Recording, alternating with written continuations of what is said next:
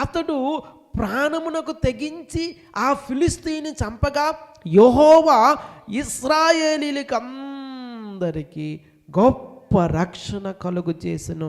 అది నీవే చూసి సంతోషించితివి కదా.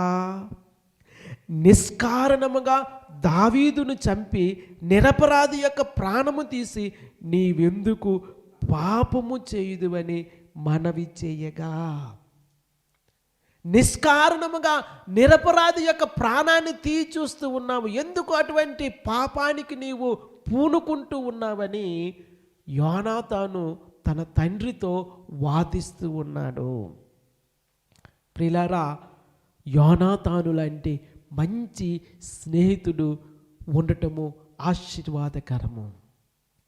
నిజానికి సౌలు తరువాత సౌలు కుటుంబీకుల్లో జ్యేష్ఠుడైనటువంటి యోనా